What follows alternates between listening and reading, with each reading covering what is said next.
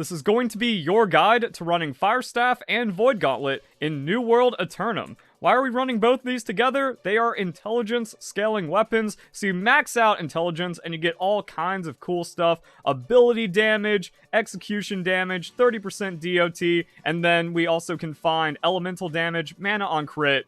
It's just really nice. So my gear is a little scuffed right now. You do want to find 25 in strength. That way you get the light attack damage. We're primarily using the Void Gauntlet, so going Void Blade, yeah, you just want that free damage.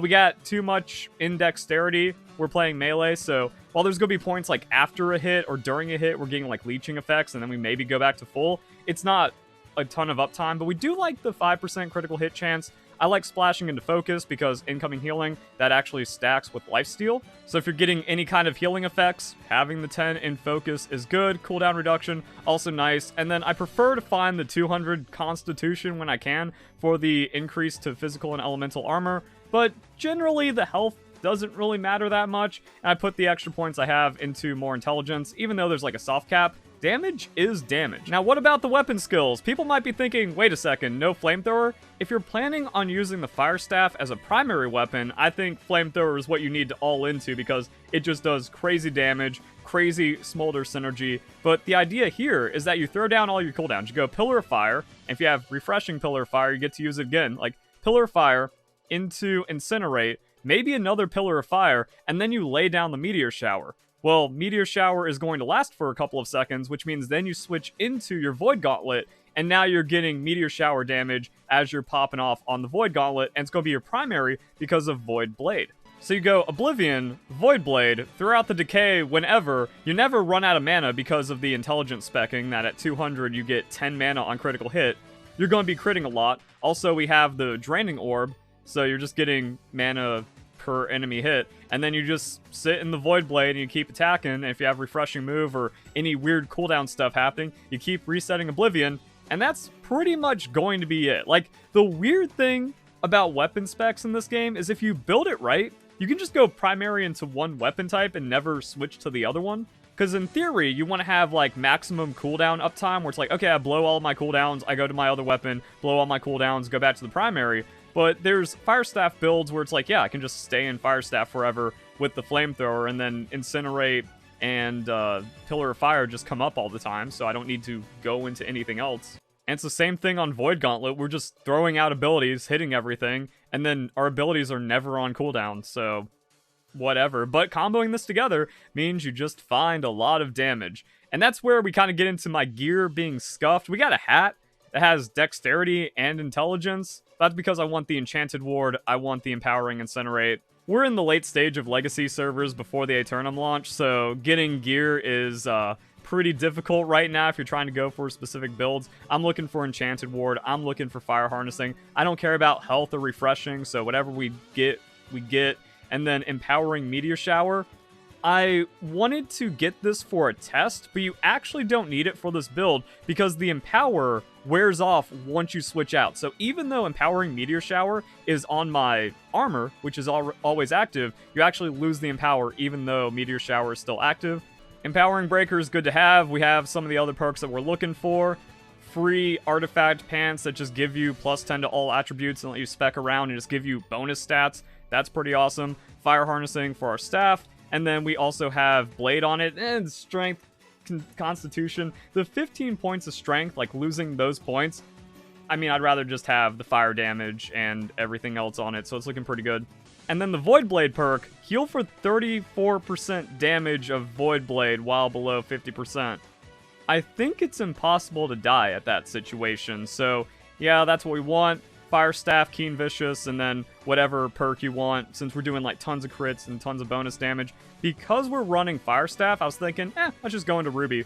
Even though it's primary Void Gauntlet, we already have Ignited Runeglass from our other builds, and then we have Fire Harnessing, so we might as well just kind of keep that damage. And having the Ignited Runeglass on your Void Blade is crazy, because every slash is just getting that bonus damage and extra stacking burn. Mortal Power on the Gauntlet is really good, because if you switch off your weapon, you lose the Mortal Power. But if we're just primary Void Gauntlet after we kind of open up with Fire Staff abilities, then we're fine. Enchanted just incredible if you're Void Gauntlet. Blessed. I mean, it's more healing. We don't need it, but this is a pretty strong and fine Void Gauntlet.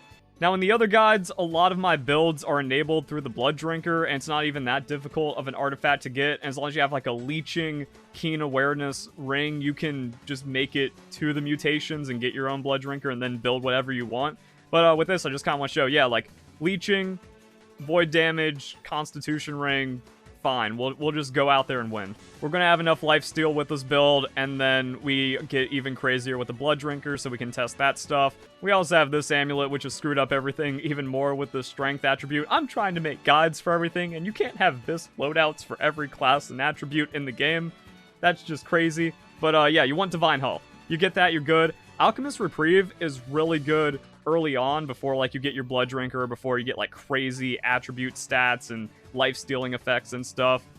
And then you just drink potions on cooldown and you can live through anything. But also you can get protection. Strike protection is going to be really good because you're taking a lot of strike damage in the Elysian Wilds. So whatever content you're doing, if you get protection from mostly that, yeah, then you can just kind of succeed with whatever. That's going to mess up our attributes. Is it worth getting 100 strength? Probably not. As long as we have 135 here, we're good.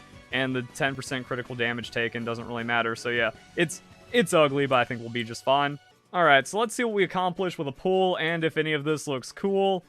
So I'm just going to grab a big group, and then we want to go Pillar of Fire, Incinerate, even though we don't want to, like, get immediately swarmed, and we don't want to, like, be in too bad of a position. But yeah, like, Pillar of Fire, Incinerate, then we can get that Meteor Shower down, put down another one of these, switch to Void Blade, and then that's when we go into our Blade, if we stop getting staggered, and now we get all of our healing, and then we put down Rupture, and then we do Orb, and even though it looked bad, and we kind of screwed that up, and it's a little trickier to play while doing commentary and not being locked in, we just dissolved everything. So normally, the people with the shields, they're still alive at the end of that. Not in this case, and not with a really bad scenario way of doing that. I should have just done like an unmoving dodge back out of that. I'm trying to think about the other Fire Staff benefits. Because this is at range, depending on like your group or PvE scenarios, you can just kind of do whatever. But it's mostly like, okay, we go in there, we make sure we get the swap, and then we need... Man, that swap is kind of rough with this build. Ow, ow, ow, okay. Alright, that was kind of awkward, but now we can just kind of get in there and then...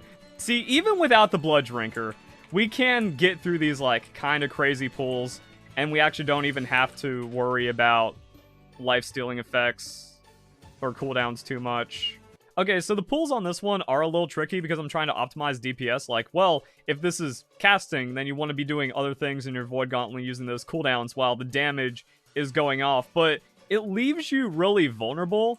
So, like, ideally, it's like, oh, I want to go Pillar of Fire, Incinerate, Meteor, and then back into Pillar of Fire. But that kind of takes too long, and then you get swamped. If you're doing smaller pulls and not getting staggered or playing from range, it kind of works. But then I think it's, like, a lot safer to go Pillar, cast your Meteor Shower, and then do Incinerate, because that has Grit on startup. And then you can buffer your swap, make sure your Void Gauntlet's out, and then you're, like, completely safe.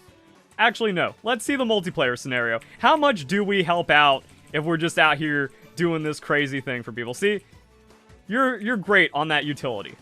All right, let's do a really weird pull where we grab all of this stuff and then we run up to the top because we just got some other dude running around here. So I mean, yeah, it is what it is. All right, so you see we got all that, and we go up here, get some people on us, and then we'll cast because we have. See, you just take so much damage while casting the meteor, but now we're good here.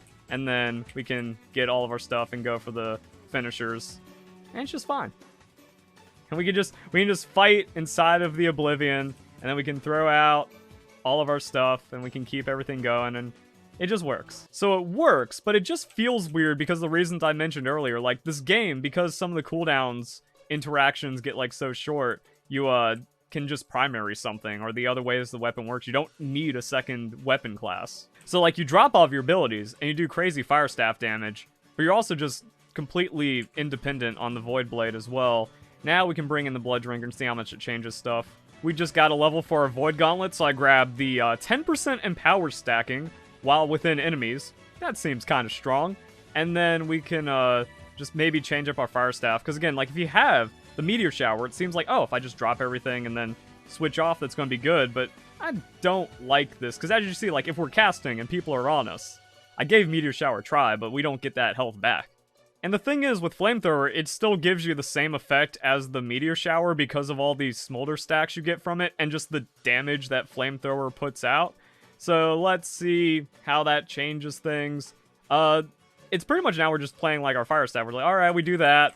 We can flamethrower for a bit. If it gets canceled, fine. We just cast other things, and then we flamethrower. And at some point, we just switch into Void Blade, and now everything is carved up, and they had some burn, and I guess that's cool.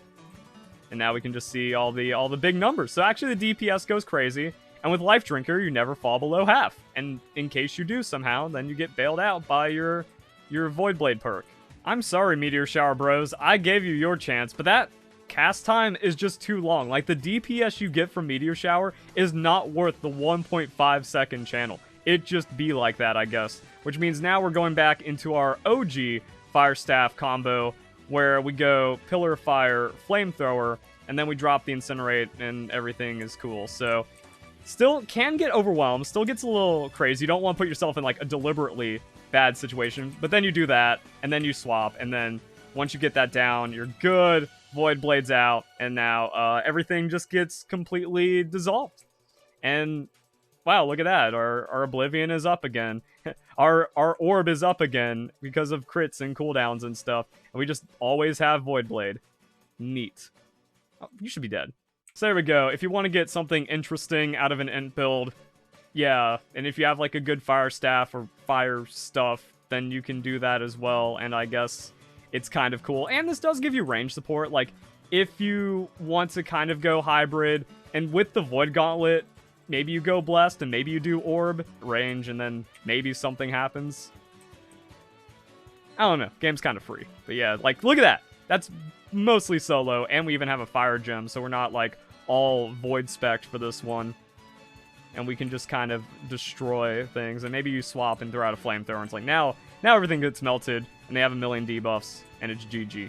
So I hope you guys enjoy the video. Hope you all have a nice day. Thank you very much for watching.